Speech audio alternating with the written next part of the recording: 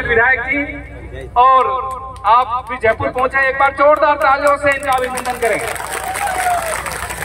समय का थोड़ा ध्यान रखें। इसके बाद हमारे सबके लाडले आदरणीय राजकुमार जी रौत तैयार रहे।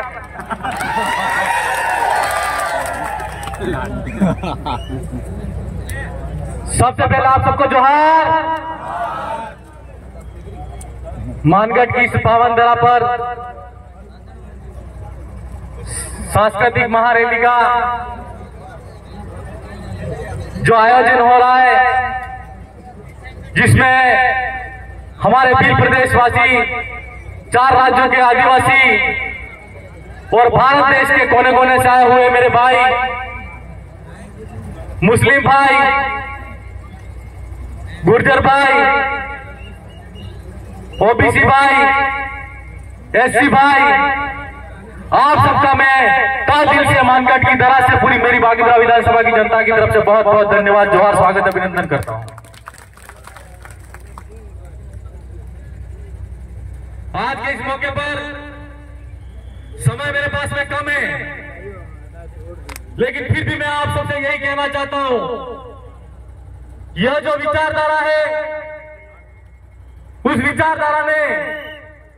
जिस तरीके से यहां पर काम किया है और आज की तारीख में हमारे साथ में मानगढ़ की धरा पर जो शहीद हुए हैं, उन शहीदों को पुरखों को नमन करते हुए मैं ये कहना चाहता हूं कि हमारी जो ये लड़ाई है वो गोविंद गुरु के नेतृत्व में हमारे आदिवासी भाई अंग्रेजी हुकूमत के सामने लड़ते लड़ते मर गए और आज की तारीख में शहीद होने के बाद में उन्होंने, हमारे युवा साथियों ने और दादा बाबर दादा ने जिस तरीके से भील प्रदेश की कल्पना की है, वो कल्पना पूरी होती नजर आ रही है।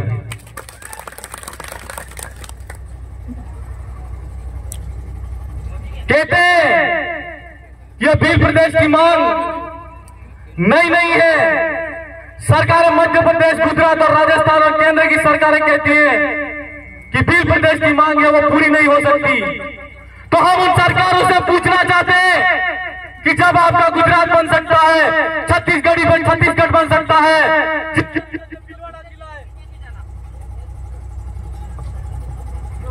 जिस तरीके से भीलवाड़ा जिला है और जिस तरीके से जिन जिन संस्कृति भाषा के आधार पर और जहां के लोग जिन आधार पर रहते हैं, उनके नाम के आधार पर जब अलग अलग राज्य बन सकते हैं, तो भील प्रदेश भीलों के नाम से क्यों नहीं हो सकता है। आज के इस मौके पर सरकार से यह कहना चाहते हैं कि जब जब ये नई हमारी विचारधारा आई और हमारे इस क्षेत्र के अंदर गोविंद गुरु को हमारा गुरु मानते हुए हमारी जो गोविंद गुरु की लड़ाई, अधूरी लड़ाई को पूरा करने के लिए जो संकल्प लेने वाले लोग थे, विद्वान बुद्धिजीवी लोग थे, जिन लोगों ने यह आरंभ किया, तो हमारे यहाँ पर जो क्षत्रिय नेता, हमारे ही लोग जिन्होंने हमारे इस लड़ाई को रोकने का काम किया और हमारी सच्ची आवाज को जिस गांव के अंदर मीटिंग करते थे, उन गांवों के अंदर मीटिंग नहीं करने देते थे। जिला मुख्यालय पर कोई कार्यक्रम आयोजित होता तो कार्यक्रम को रुकवाया जाता, पुलिस प्रशासन को आगे करके ये लोग हमको रोकने का काम किया। आज हम उनसे कहना चाहते हैं कि भील प्रदेश का कार्रवाई यहाँ से नजर उठाकर देख लो, तुम्हारी कोई औकात नहीं हमको रोकने की। जिन लोगों ने हमको रोकने का काम किया,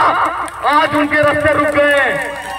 आज उनके रास्ते रुक गए। और आज के इस मंच के माध्यम से मैं शहीदों के माध्यम से शहीदों को नमन करते हुए कहना चाहता हूँ, एक आदमी को रोक के दिखा देना, तुम हमारी जो आवाज है, हमारी जो लड़ाई है, गोविंद गुरु की लड़ाई है, हमारे आज के बुद्धिमान जो बुद्धिजीवी लोग हैं, दादा पवनलाल परमार की लड़ाई है, राजकुमार रौत की लड़ाई है, कांति दादा आदिवासी की लड़ाई है और पूरे भीलों के भील प्रदेश वासियों की लड़ाई है। उस लड़ाई को तुम नहीं रोक सकते हो।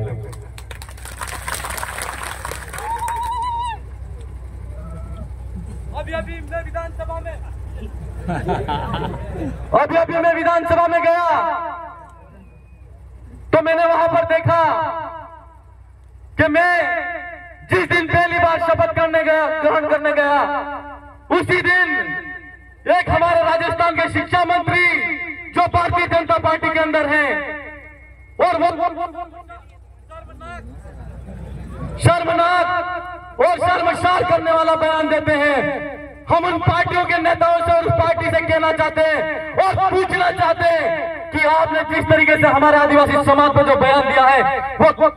शर्मनाक और निंदनीय बयान दिया है। और इस मंच के माध्यम से कहना चाहते हैं कि ऐसा बयान किसी भी जाति धर्म के आधार पर आप नस्ल विभेद की जो डीएनए टेस्ट की जो बात करते हो उससे आपकी ओछी मानसिकता झलकती है। क्या आपकी मानसिकता कैसी है वो दिखती है।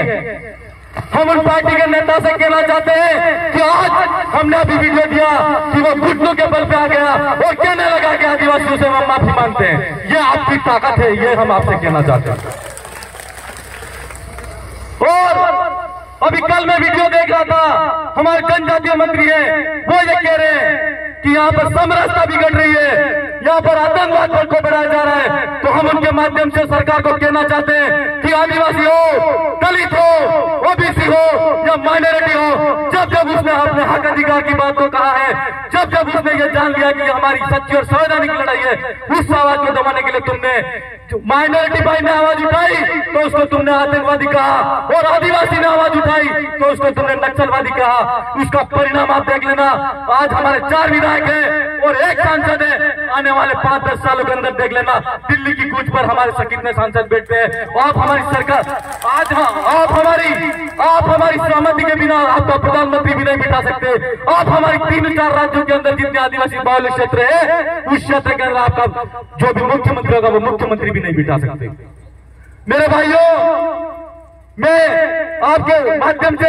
एक बात और कहना चाहता हूं कि आज राजनीतिक मंच नहीं है, लेकिन मैं यहाँ के पुलिस प्रशासन और स्थानीय जो मेरे विधानसभा के क्षेत्र के अंदर जो थाने आते हैं उन थानों से कहना चाहता हूं कि हमारी जो कबीलाई व्यवस्था थी वो व्यवस्था जीवित करने का काम हम लोग करेंगे। मैं आपसे निवेदन करता हूं कि आप किसी अनर्गल तरीके से किसी भी भाई के साथ में कोई भी भाई अगर थाने के तक आता है तो पहला काम आप सुलटारा करने का काम करेंगे। किसी को अनर्गल तरीके से 151 में पाबंद करके उसको घर बिठाने का काम नहीं करेंगे।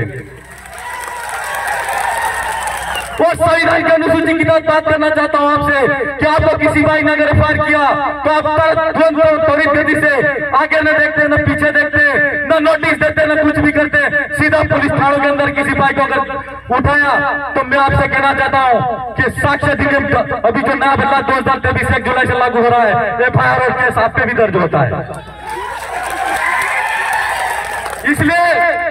आपसे कहना चाहते हैं कि हम कबीलाई जो व्यवस्था को जीवित करने का काम करेंगे। आप लोगों के ने किसी भी बात को जाति के आधार पर या हमारी पार्टी के आधार पर या इसने इसको वोट ऐसे करके किसी भाई को फंसाने का काम किया तो हम आपको खुले मन से कहना चाहते हैं कि हम कतई तरीके से बर्दाश्त नहीं करेंगे। जो भी कार्रवाई करनी पड़े वो हम करेंगे आपके खिलाफ।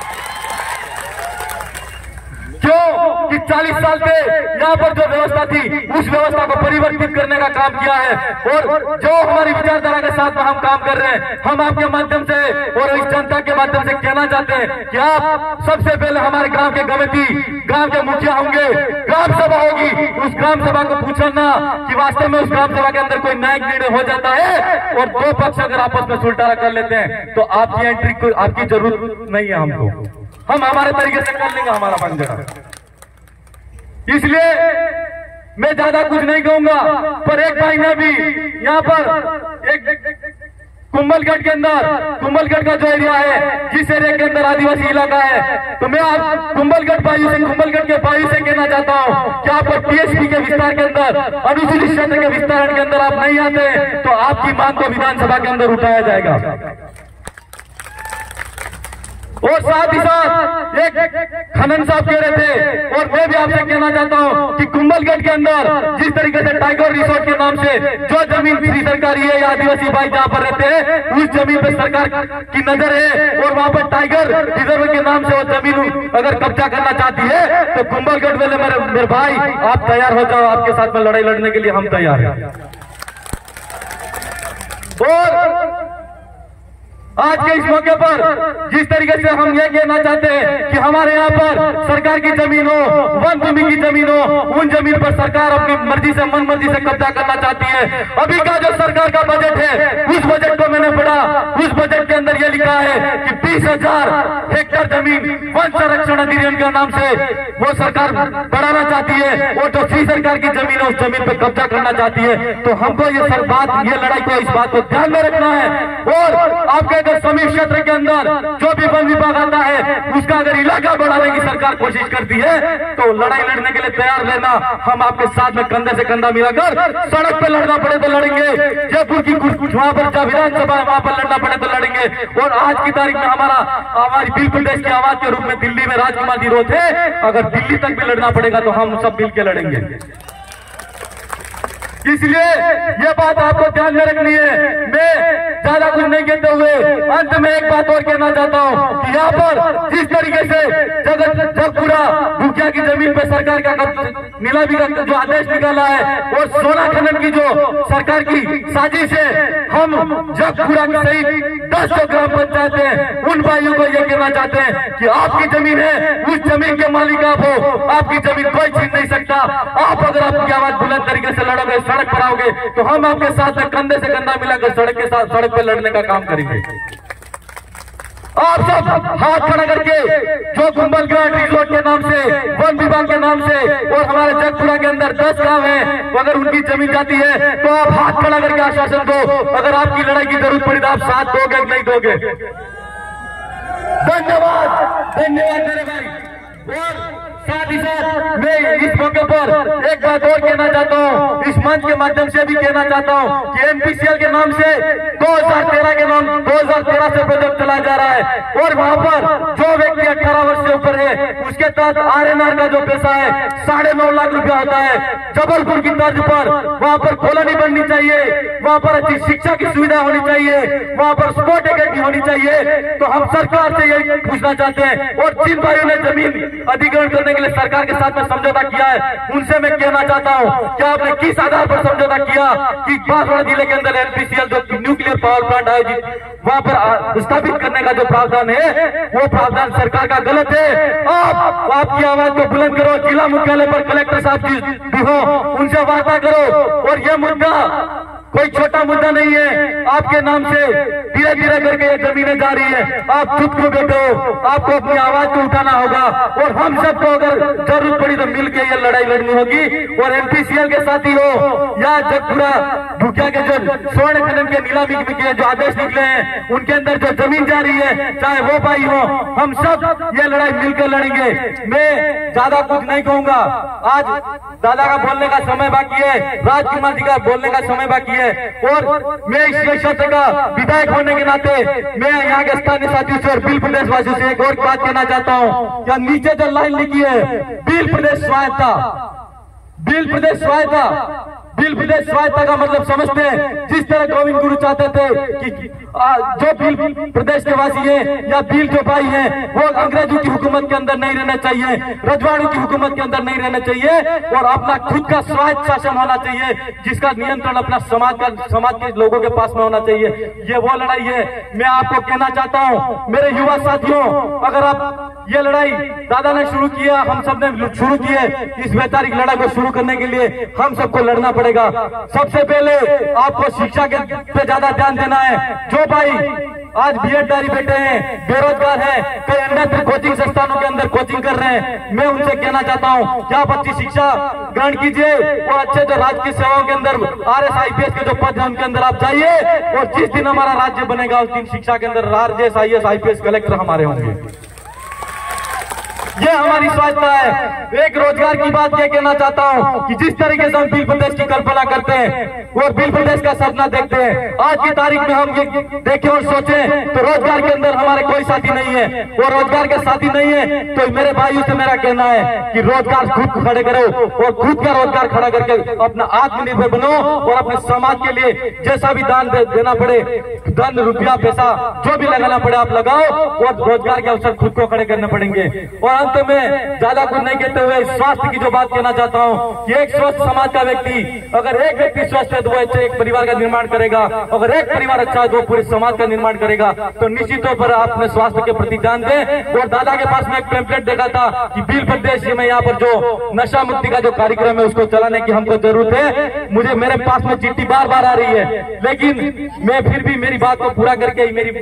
बात को यहाँ से जाऊंगा। मैं मात्र 1 मिनट चाहूंगा, इसलिए मेरे भाई बिल प्रदेश स्वायत्त का जो सपना हम सब ने मिलकर देखा, उसको पूरा करने के लिए शिक्षा, स्वास्थ्य, रोजगार के लिए हम सबको सोचना पड़ेगा। उसके अंदर जब तक हमारे साथी और भाई नहीं जाएंगे और उस पर ध्यान नहीं देंगे तो बिल प्रदेश बन भी जाएगा, तो उस पर कब्जा तो किसी और का होगा। तो ऐसे बिल प्रदेश के लिए हमको हमारा जो लड़ाई है और हमारे समाज को अच्छा सुशिक्षित सभ्य समाज मानते हैं, सारे समाज के लोग मानते हैं, तो निश्चित तौर पर हमको बिल प्रदेश का की जो कल्पना है वो पूरी होगी। तो शिक्षा, स्वास्थ्य, रोजगार पर ज्यादा ध्यान देना है। और जिन जिन भाइयों ने यहाँ पर सरकार की जो ग्राम सभा की कमेटी हमारे विधानसभा के अंदर गठित नहीं हुई है, तो उनको भी कहना है कि जल्द से जल्द ग्राम सभा का गठन करो। और जो भी सरपंच साथी है, अगर सरकारी जमीन पर कोई अवैध काम करना चाहता है या सरकार को वापिस सरकारी करके देना चाहता है, तो ऐसे सरपंच के खिलाफ भी कार्रवाई करने का काम करो। मैं ज्यादा कुछ नहीं कहते हुए, मात्र 2 लाइन कहते हुए, जिस तरीके से हमारे समाज को बदनाम करने की साजिश की जाती है, निरंतर कोई नेता आते जाते रहते हैं और अलग अलग बातें और अलग अलग वक्तव्य देकर हमको बदनाम करने का काम कर रहे हैं। मैं उसके लिए 2 पंक्ति कहना चाहता हूं। भले ही किरदार ना हो मेरी अदाकारी में, भले ही किरदार में अदाकारी ना हो, लेकिन हम में खुददारी है, गुरूर है, स्वाभिमान है और पराक्रम है। जय जोहार, जय आदिवासी, जय संविधान। आप सबकी जय।